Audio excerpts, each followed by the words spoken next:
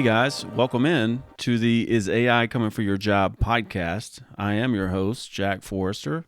I'm pleased to say that episode 0 had some listeners and that I did also receive some very good feedback from a few folks I don't know and from some friends. Your feedback is also welcome. You can send your comments or questions to aiandyourjob at Gmail. I'll put that email address in the show notes. Let me know what you do for work and how susceptible you think your job may be to being augmented or replaced by AI. Also, please subscribe and rate the show in whatever platform you're utilizing to listen to it. I'm told that's podcasting 101, so there you go. If you could help me out with that would be great. I wanted to start this episode with some recent headlines in the way of AI and how it's impacting various industries. So from NPR, when you realize your favorite new song was written and performed by AI, this past week, an AI-generated song was released that appeared to be from well-known rappers Drake and The Weeknd. But it wasn't. It was AI generated, and the AI was so good at replicating the voices that folks were none the wiser. Didn't know that it was created by AI, and it shocked a lot of people because folks were not aware that this technology existed. So I think it also shocked the Drake and The Weeknd, knowing that their voice is being replicated, and they were not receiving any compensation for it. So I think it had to be taken down right away.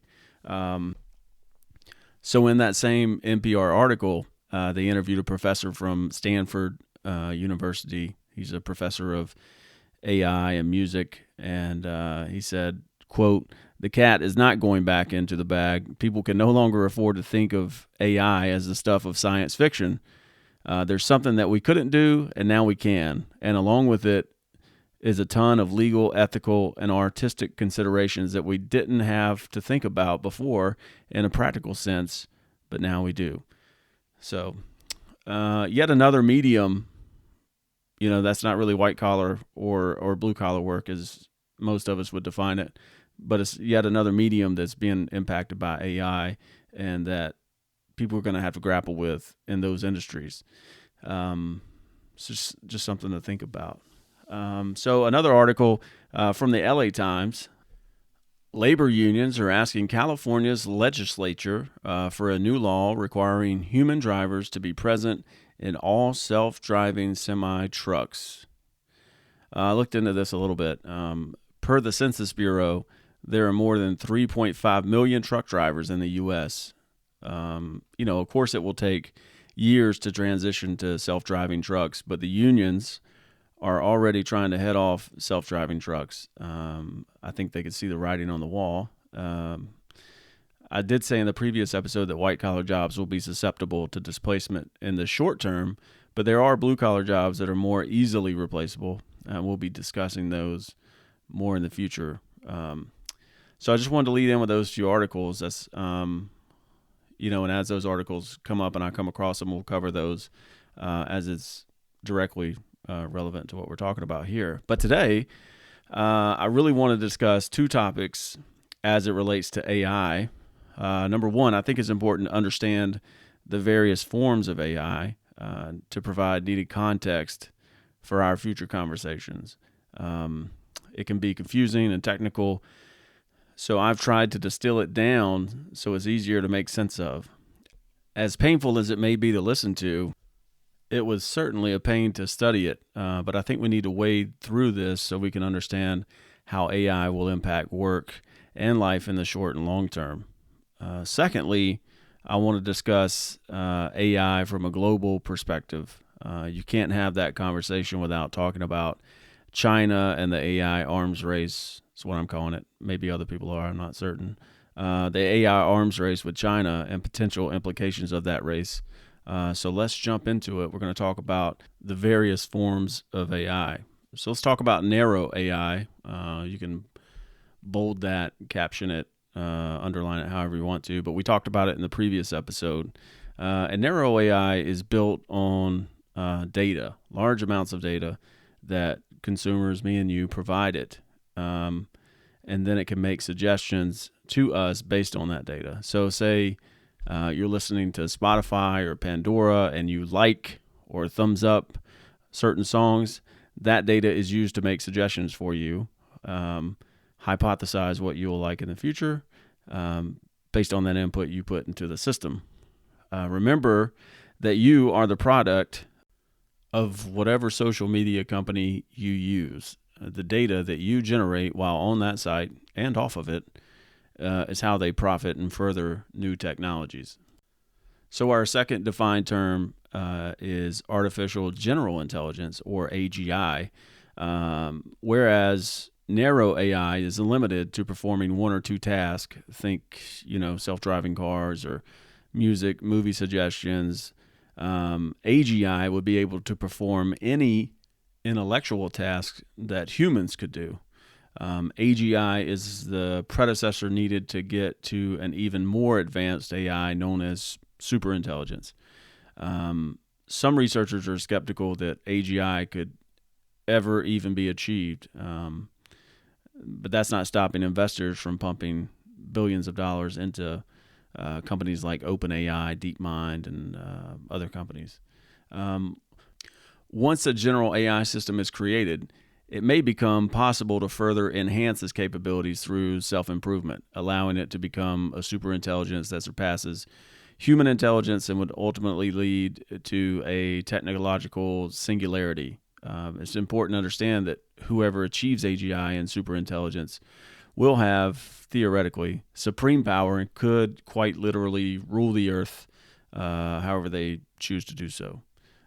At the point of singularity, the superintelligence may be able or would be able to recursively self-improve at an exponential rate, leading to a runaway effect that could result in an intelligence explosion and a new era in human history. Of course, we may never reach that point, as AGI may never be achieved. But if safeguards aren't built into this technology now, the results could be catastrophic.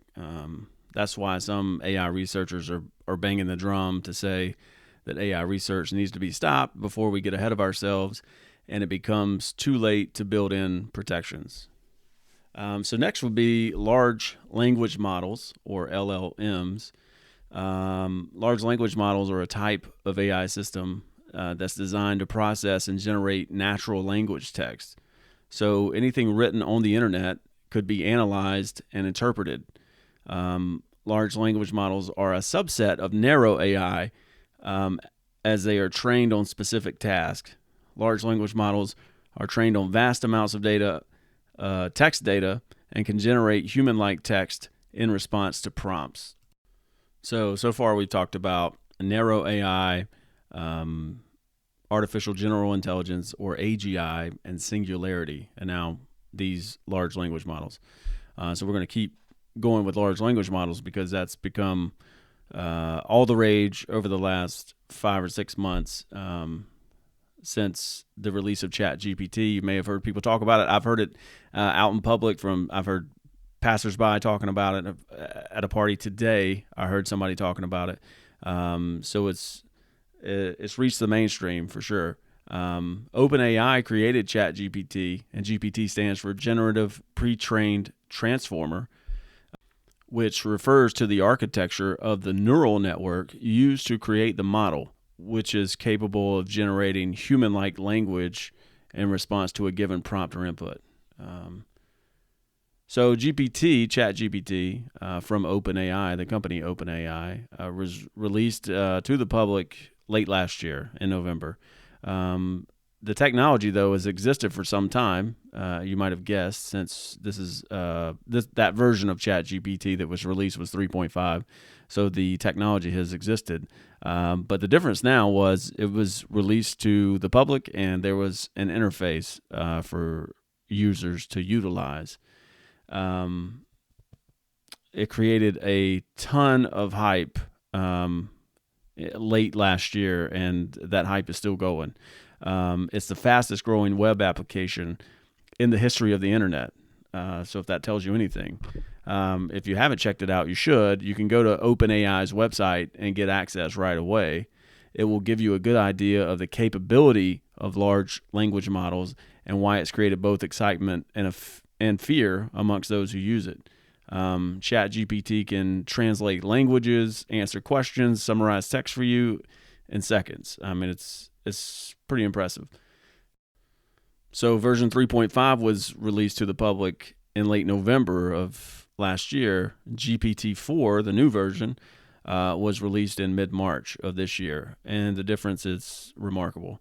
GPT-4 can comprehend and discuss pictures, generate 8 times the text of GPT-3. OpenAI noted that GPT-4 surpasses ChatGPT, or version 3.5, in its advanced reasoning capabilities. In order to access GPT-4, you need to sign up and to go on a waiting list, and there is a fee for using it. Nonetheless, here's a list of exams that GPT-4 has passed so far. It passed the bar exam in the 90th percentile. It's passed various advanced placement or AP exams, a Wharton MBA exam, a U.S. medical licensing exam, and many others. And people are putting it through a test every day. Of course, OpenAI and ChatGPT aren't the only game in town. When ChatGPT was released, it kind of caught everybody off guard, the competition off guard, and it prompted them to release their products as well. Google's direct competitor to ChatGPT is called Bard, B-A-R-D. I hope there's some significance to that name. If not, it's pretty awful. But pretty soon, you're going to see all this technology from these large language models, ChatGPT, Bard, and all your Microsoft and Google products. And also, it should be noted that there are other smaller companies working on similar technologies. There are even others latching on to these large language models of ChatGPT to create even more advanced versions of this technology. So I think it's safe to say that there's no shortage of steam behind this technology and it moving forward. For the example stated, ChatGPT has caused tremendous anxiety amongst those who use it, including me, because it would ultimately or could ultimately be used as a tool to either augment or replace many white-collar workers. Again, I think ChatGPT-like technology will be sold as a tool for augmenting versus replacing workers. Think back to that list of professions we discussed in the previous episode. Some of those professions perform very narrow tasks. There's not much augmenting that can be done. And once corporations realize this, it will be hard not to jump from augmentation to replacement. So while we're here, let's talk about an opposing view. There are many. I think my view is just one view on a very large spectrum. Again, most of these views are speculative. It's hard to read the future or tell the future. But I did listen to a podcast this past week. It's called Deep Questions with Cal Newport, and I'll put a link in the show notes for it. And in this podcast, Cal outlined ChatGPT's limitations. It's very good. Cal is very smart, and he works in the field. He's not convinced that this technology will outright replace workers in the near term, say the next decade. He even had several folks write in asking if they should even be taking their college courses that they're taking at this point because they're concerned that their associated professions could disappear in the short term. I think he did a tremendous job of assuaging those fears. His take is that technology will not replace white-collar workers in large numbers in the next 3 or 4 to 7 years. He does say that he thinks some workers will be displaced as a result of increased efficiencies. So if you have multiple AIs assisting you with writing emails and setting up meetings, you'll be putting in very little effort there, and that will allow you to focus on more high-value projects or tasks. However, those high-value projects or tasks are limited in number. So if everyone is more efficient, you might not need the team of 7 people you had previously. You might only need 4 people. So in that sense, Cal thinks that what he calls unexciting AI advancements could impact some workers. I think it's good to hear opposing views or other views on the spectrum when it comes to AI, and I certainly hope that Cal is right and that bulk replacement of white-collar workers is much more far off. But I'm not as hopeful and really can't afford to be when I might be one of those folks on that team of 7 we talked about who might be let go. And you may say, well, those 3 people who were let go, well, they might be low performers who weren't adding much value to the team or to the company. But it's important to remember that those are people with lives, with families, and people counting on them. I think about somebody who's, in their late 40s, mid 50s, whose, retirement's supposed to be right around the corner, and then boom, something like this happens. While we can talk about it somewhat flippantly here, this will be life altering for those folks. There are 60 plus million white collar workers in the U.S., and if even 10% of them are impacted or replaced by the unexciting AI that Cal talked about, that's a lot of families dealing with a lot of uncertainty. So that was just a more hopeful view on AI and what's to come. So make of it what you will. But to reiterate what we talked about with the various forms of AI, we haven't reached and may never reach an AGI or artificial general intelligence, though some in the field feel like these large language models or with these large language models that the line between narrow AI and AGI has been blurred slightly. Sam Altman, who's the CEO of OpenAI, who created ChatGPT, recently had a discussion with Lex Friedman on the Lex Friedman podcast, in which they both agreed that while it's not yet AGI, these large language models are a step in that direction. So that was a very brief and rudimentary overview of AI. Hopefully it gives you an understanding of the technology, where it's at now, where it could lead to in the future, and how it relates to work.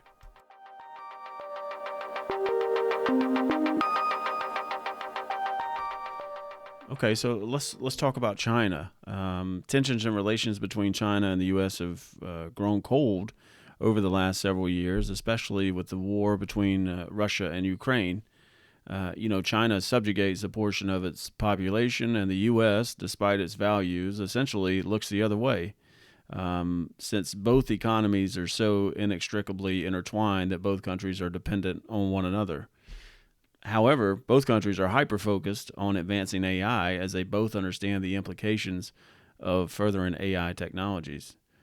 We discussed Kai-Fu Lee in the previous episode. I'll link to his books in the show notes. They're both informative and alarming. He does a tremendous job of painting a picture of how an AI future could look, practically speaking.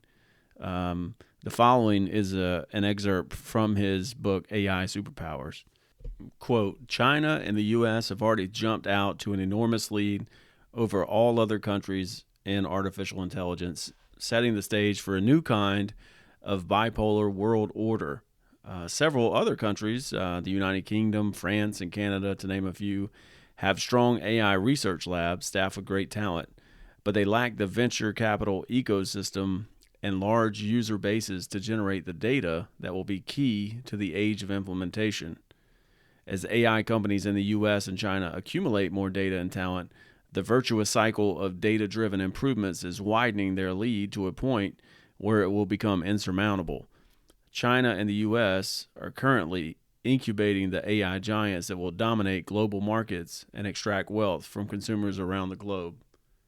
So Lee is stating here that the U.S. and China have a major leg up on AI development due to their ability to invest, but more importantly, due to the amount of data users in the U.S. and China are able to produce. This data that every iPhone is constantly pumping out is feeding AI research and those large language models such as ChatGPT. So why the concern over China? The competition between U.S. tech companies and China is driving AI research at a rapid rate. I say U.S. tech companies and not the United States government, as AI research in the U.S. is largely privately funded and is not state sponsored. And I say China because AI research is a major focus of the Chinese government. So there's considerably more bandwidth pushing AI research in China. Where China leads the U.S. unequivocally is in data. Remember that data is what drives AI research. China has already surpassed the U.S. in terms of the volume of data it collects, largely due in part to China's large population and its unique technology ecosystem, which tracks their citizens at every turn.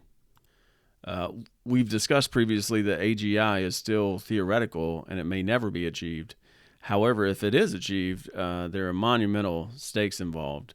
Should China be the first to flip the switch on AGI and create a superintelligence, are there any concerns as to how China would wield such a power against the rest of the world? And from China's point of view, if the superintelligence is created in a Silicon Valley lab, how would those U.S. tech companies wield such a power? Both parties are assuming the worst and are pushing forward with AI research, so much so that it's safe to say that the proper planning and safeguards needed may not be as high a priority as they should in the name of progress and profit and potential world dominance. My point here with China is to show that competition is driving AI innovation at an astounding rate with minimal oversight. I should say that I am a fan of both competition and innovation. I'm not a Luddite. I think both competition and innovation are healthy for humanity, but given the implications of this technology, oversights and safeguards are warranted. So I hope our review of the various forms of AI and the significance of the race with China will paint a good backdrop for our future discussions. There's a part of me that hesitates to have these discussions as I know the anxiety they can induce. If you read Kai-Fu Lee's books, you're asking for trouble if you're worried about anxiety. Like that professor from Stanford said, once the cat's out of the bag, there's no getting it back in. But I'm hopeful that knowing what's coming and anticipating that coming change will better prepare us for it. So before getting into episodes on work itself, I think the next episode will dive into AI ethics and AI anxiety. I think this will help add further context for when we jump into job or trade-specific discussions thereafter. So again, please be sure to rate, review, subscribe to the show. Thanks for listening. We'll talk next time.